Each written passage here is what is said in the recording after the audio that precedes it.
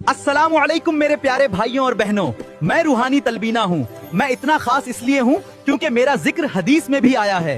क्योंकि हमारे नबी फरमाते हैं कि तलबीना खाने से दिल को सुकून मिलता है और जिस्म में ताकत पैदा होती है। लेकिन मैं बार्ली हूँ जिसका जिक्र हदीस में आया है कि हमारे नबी मेरी रोटी बहुत पसंद करते थे और मुझे अपने खाने में इस्तेमाल करने का इरशाद फरमाते थे। और तलबीना मुझसे ही बनता है। मुझ में इतनी ताकत है कि सहाबा किराम मेरा सत्तू बनाकर पीने के बाद जंग में जाते थे, जिससे उनको ताकत मिलती थी।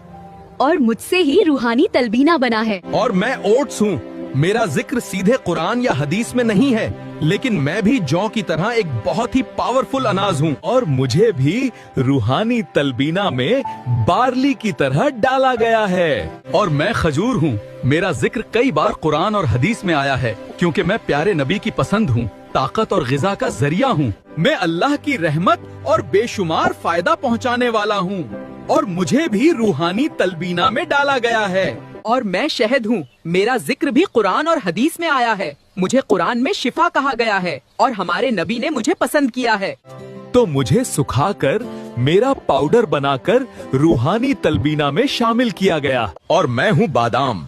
मेरा जिक्र हदीस में है। हमारे नबी फरमाते हैं कि मैं दिमाग और जिस्म को ताकत पहुँचाता हूँ। और मेरे साथी अखरोट, केसर, पिस्ता को रूहानी तलबीना में डाला गया है। तो सोचो, रूहानी तलबीना खाने के बाद कितनी ताकत मिलेगी। मैं हूँ मेलन सीड।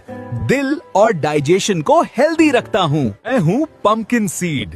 दिमाग और इम्यूनिटी को ताकत देता हूँ। मैं हूँ वाटरमेलन सीड। प्रोटीन और हेल्दी फैट्स का सोर्स हूँ। मैं किडनीज और हार्ट के लिए फायदेमंद हूँ। मैं हूँ क्यूकम्बर सीड। पानी और हाइड्रेशन का नेचुरल जरिया। डाइजेशन को इम्प्रूव करता हूँ।